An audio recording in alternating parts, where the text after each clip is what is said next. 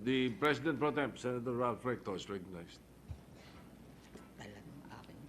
Thank you, Mr. Brennan. Just a few clarifications on the committee report and on this proposal. Would the gentle lady from Las Pinas and the entire country yield to a few questions? Yes, Mr. President. Yes. The purpose of this measure is to buy rice from our farmers. Is that correct? Yes. Okay. And we will be using the budget allocated for several departments. Yes. The first... Yung other departments po, pinakita na nila mga 3B.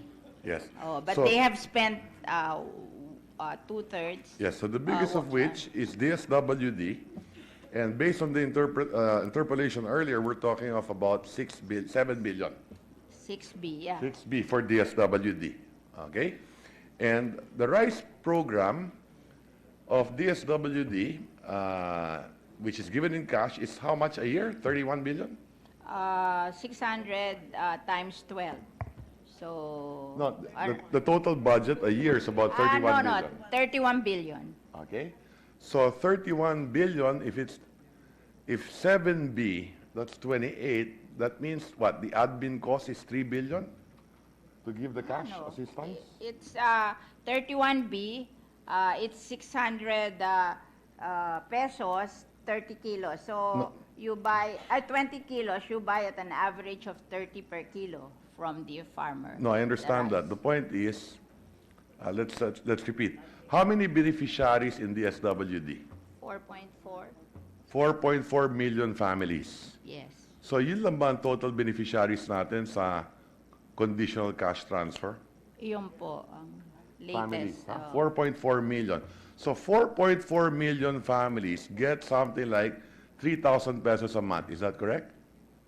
600 times 12. No, 3,000 a month, No, 2,004 yung 600 cash. times 12 is No, let around me repeat. 5,000. How much do they get in a month yung total conditional cash transfer? Hindi ho ba roughly 3,000 a month? No, yung ano yung 1.5 yata, tapos may education. Yes, But this 600. rice subsidy is We will get to that. 600 pesos Yes, a we will month. we will get to that. Ulitin ko lang, it's roughly 3,000 pesos a month. Mm-hmm. Of the 3,000, 600 is rice. Is that correct? Rice, yes. So that's 20%. Mm-hmm. Okay? So, babawasan natin yung 4.4 million ng 20% na natatanggap nila because sasabihin natin, for the remainder of the year, ibibigay natin sa inyo Na bigas. bigas. Okay? Alam na ba ng 4.4 million na CCT beneficiaries ito? Do they know of this potential program? Nababawasan natin sa Talaga 20%. namang rice subsidy yun eh. In the first place, it should have been rice, not cash. No. Today, since we've done this, it's always been cash. At a big portion of the 3,000 naman, ginagastos naman talaga pambili ng pagkain. Yeah. Pambigas, pang pagkain, kung ano man ang kailangan nila sa pamilya nila. Kaya nga may conditional cash transfer. Pumasok kayo sa eskwela, ito may baon yung anak ninyo. Bumili kayo ng bigas, bumili kayo ng pagkain. A part of this also goes to rice. Yes. Yes, okay. So that's the first, ha? Babawasan natin ng 20%. With the promise na ibibigay natin yung bigas. Yung cash, pag binibigay yan, nade-delay yan ng roughly a quarter din. Isn't that correct? Yes. Okay? So baka naman mas malaki yung delay pag sako ng bigas lang ibibigay. We Mas will madali be ibigay yung cash eh. reeling. We will do oversight on this. I promise you, we will watch over NFA to make sure that we Okay. will succeed in And this. the process is, let me go on first before I get to the process. Aside from DSWD, what is listed down here is DILG. Because they have also rice subsidy to their employees. We're talking about, what, the 200,000 policemen. Nasaan yung lista? Pardon? When you say DILG, are we referring to the PNP? Bureau of Fire Protection, Bureau of Jail Management and Penology, Philippine National Police. Correct. So And uniformed the budget personnel. is for the year 1.7 billion. For the entire year. Yes. 1.7. Divided by 4, Okay. 400 million. So ang today they're natitira. getting this in terms of cash. Yes. Okay? And now we're promising them, magkakabigas kayo pero kukunin ninyo. Yes. Okay? And then what's listed down here also is Department of National Defense. Yes, they have Philippine Army, Philippine Air Force, Philippine Navy, General Headquarters with a budget of 1128 Okay? billion. And this is roughly 300,000 of them. Yes. And we're saying, okay, kakaltasan natin yung benepisyo ninyo na cash, kukunin nyo ngayon ang bigas, kukunin ninyo sa retailer namin o sa warehouse namin. I think yung mga konti naman they can buy as a department and distribute. To 300,000. Kasi kilala naman nilang employees nila. Ito kasing Yes. CCTV, So, but that's the- CCT beneficiary, hindi to kilala ng NFA kasi families Correct. to. But So, sila, kilala ulitin ko. naman nila yung empleyado So, nila. 200,000 PNP personnel, bibigyan natin ng 20 kilos buwan-buwan. Yes. And Maybe we can give it 300,000. one time because the budget is for the year. Yes. Pero ang DBM din, hindi naman sabay-sabay rini-release yung pera nito. Is that correct? Hindi naman in the beginning of the year, rinelease na yung pera nito dahil araw-araw kinokolekta ng BIR to at ng Bureau of Customs. Ang budget is only authority to spend. Hindi ibig sabihin nandiyan na yung cash yan. Isn't that correct? I guess during the last 3 months of the year, I think the DBM will be giving the final budget of the department. Not necessarily, Mr. President. But remember, Normally, this buwan-buwan is ang- PS.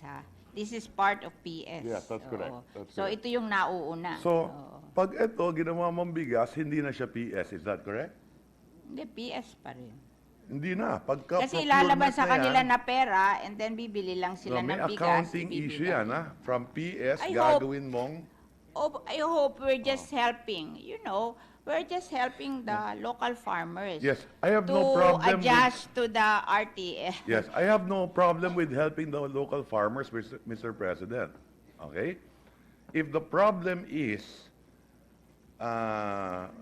brought about by the rice tarification, which I support, Yes.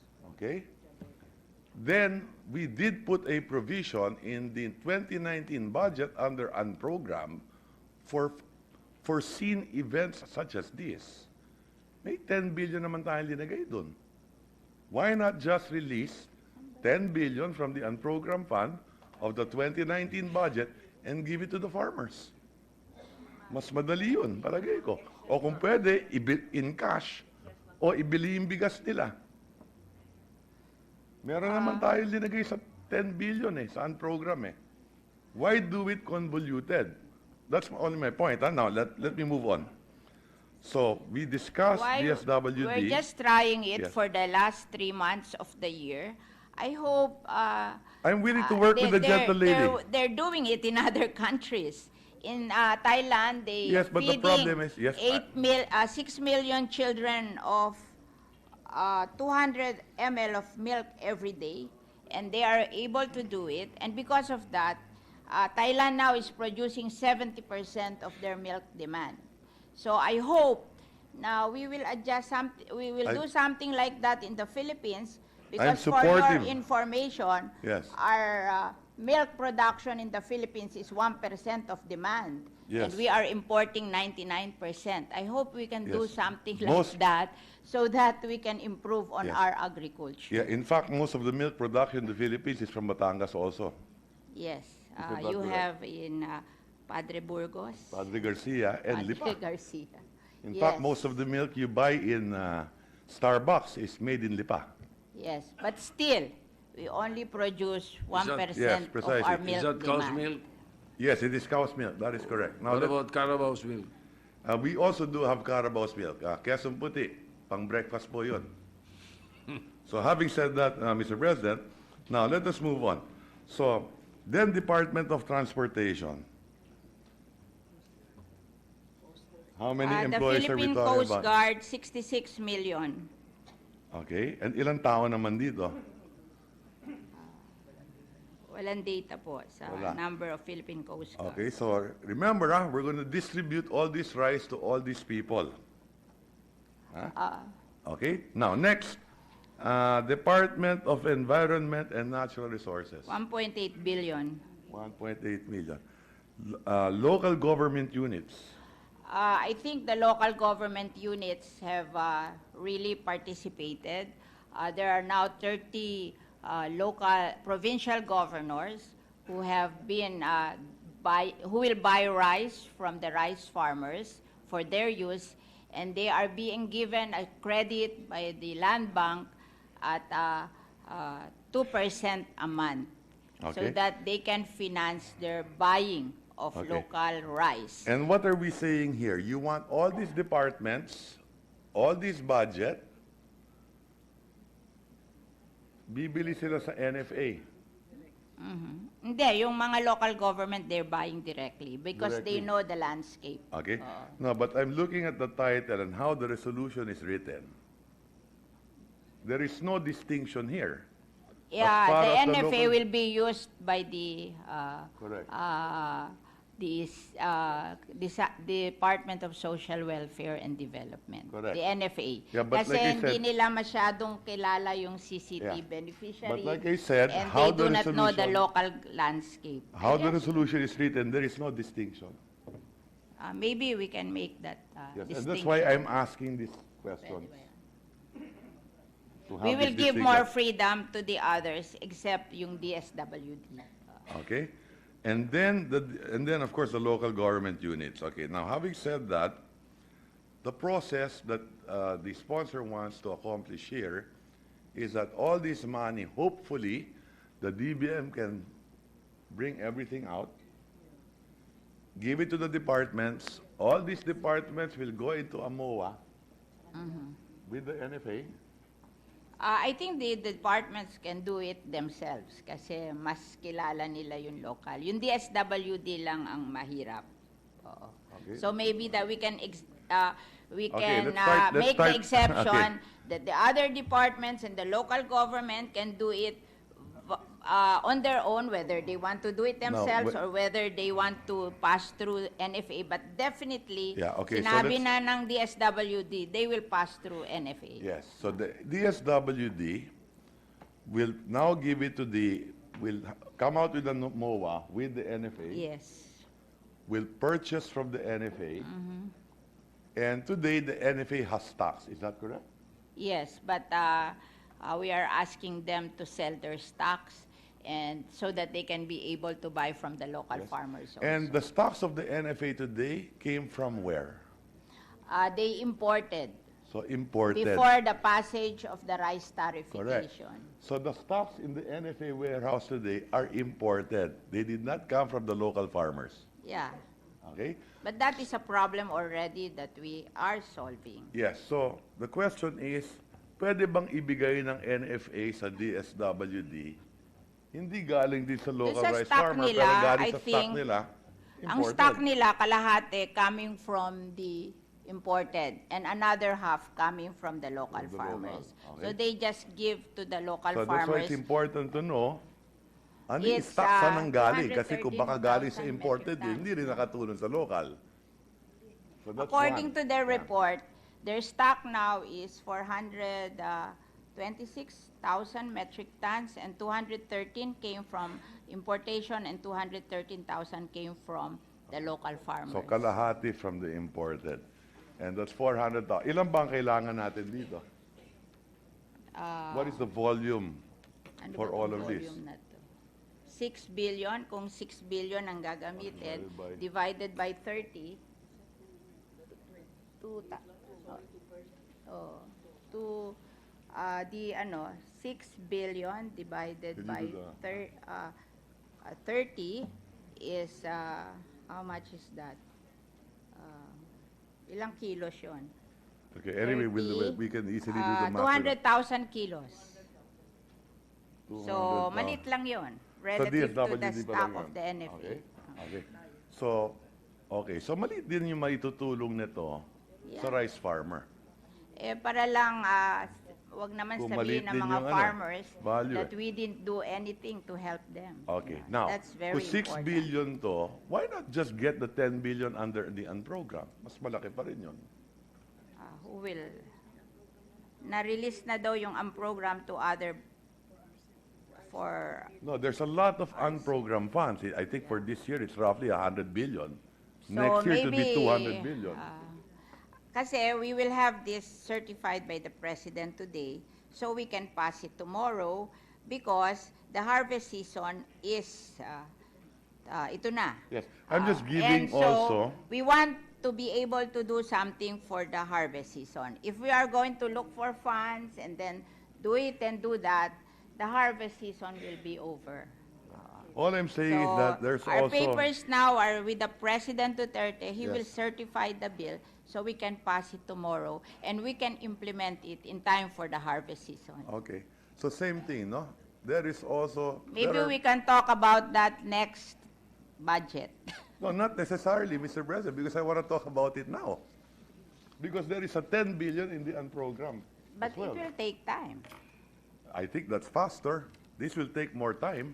Tomorrow, we will pass this and this will be implemented. doesn't Now, mean if that- you can take It doesn't money mean, it doesn't mean, from Mr. the President. program funds to help the farmers, then we'll do it Yes. tomorrow. What I'm saying is that it doesn't mean that we pass this tomorrow, ergo, we bought all the rice from the farmers tomorrow. Hindi rin ganun ang ibig sabihin nito eh. Now, let me continue, Mr. President.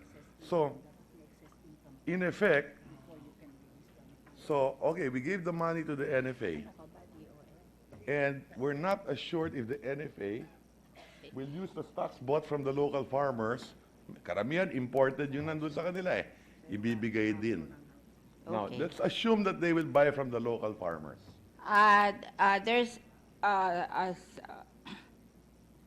an opinion here that if you cannot reach the income of the government for the year, you cannot release the unprogrammed funds. It depends on which revenue source, Mr. President. Yeah. Every So- year, ginagastos yung unprogrammed fund. There are many ways. Kung gusto ng gobyerno, pwede lang gastusin. Ito naman siya. In fact, every year, ginagastos na yung unprogrammed fund. Okay, now having said that, just to move on, let's going back to Maybe the you process. want to make addition from the unprogrammed funds. You're very welcome. We will get to that, Mr. President. Anyway, moving forward, I heard the gentle lady mention that we will do this. I'm trying to work with the sponsor of this measure. Yes, Okay? yes, There are 7 regions that she wishes to prioritize. yes. Okay? There is nothing in the resolution with regard to the 7 regions. No, it's just my opinion that why will you buy from regions that they produce rice less than their demand? Precisely, and I agree with you. So we go to the regions where they produce more rice than their demand. Okay, and that's And why so I agree with you. look at the list of the region and I chose because that is your priority area because that's where they have excess rice. And I agree with you. All I'm saying is that what the gentle lady mentioned, the economics of it, is not found in the resolution. If you want to do, and I'm willing to support you, to test it Yes. and to do it in certain regions, In fact, we are forwarding to the DSWD the regions that Yes. have excess no, rice. yeah, because They the point is- prioritize that. you know. Because the point is, for the logistics to be cheaper, if we do it in those 7 regions, In then fact, the budget of the CCT on those 7 regions, dun natin gawin.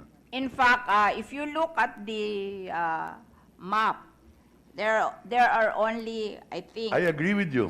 provinces. We have Pangasinan, I agree with you. Cagayan, Isabela, Nueva Ecija, Tarlac, Mindoro Occidental, Negros Occidental, Iloilo, North Cotabato, and South Cotabato, and I think Bukidnon.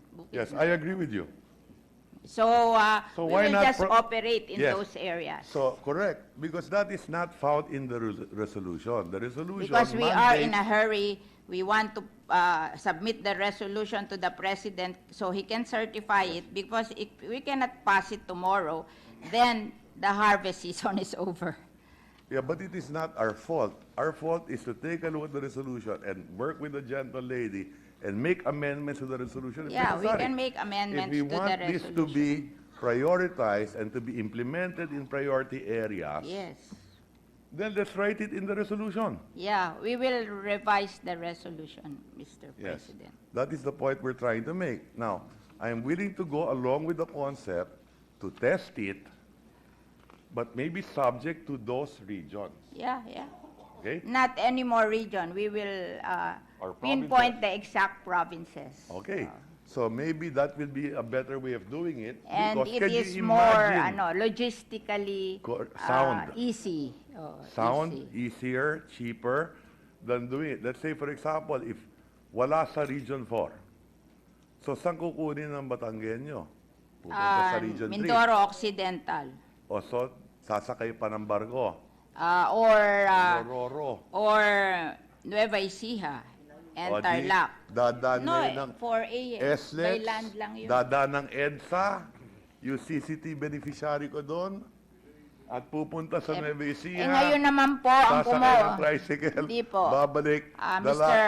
President, isang bag at kalahati ng... today, what you consume in Region 4A really comes from the Northern Luzon. No, we understand Walang that. other source. Correct, walang problema. Wala. But we're not So talking they've been about doing that also. We're not talking about the CCT beneficiaries there. No.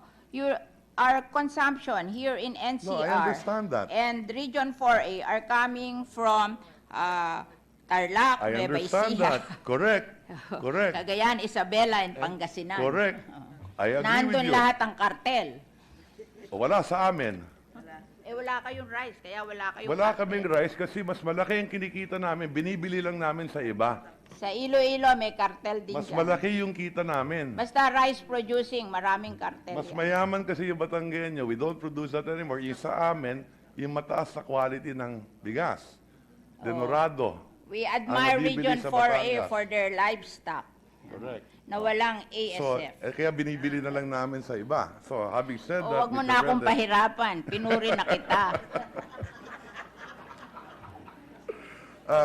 with that, Mr. President, at the appropriate time, we will suggest amendments to work with the gentle sponsor if the intention is, and to keep the cost down, Yes. because kung masyado malaki ang cost, mas mabuti pang ibigay mo na lang cash sa farmers. Yun ang Yeah, sinasabi ko. Ngayon, we can make the amendments working with the concept of the gentle lady to make it, have a reasonable chance of making it work. Following the concept of where the regions, dun lang ang mga area that we can have as a pilot to test it. Now, I don't know if it's a wise idea to include the PNP, the armed forces. Maybe let's test it with the DSWD. Yes. Pardon? Maybe we can test it with the DSWD in those particular regions. Yes. Pero yes. wag na natin guluhin yung sa PNP, sa military. Maybe DSWD lang. Bakit hindi natin ilagay na kung gusto nila? Well, I Okay, have no sige. problem kung gusto nila. Ang ayaw ko, sinasabi natin, kailangan ninyong gawin to. Okay, we'll make revision. It is a mandate. So thank you for the distinguished sponsor for allowing this representation to ask a few questions. Because at the end of the day, But the local we're talking about governments people's- will people's money. indicate. So, thank you. We indicate the local government because they're doing it naman. Yes. They're already doing it. So that's fine with me. If the local governments are doing it, basta't hindi natin pinipilit Yeah. Okay. yung other local government units. Thank you very much, Mr. Okay. Senator Pangilinan is recognized. Thank you very much, Mr. President.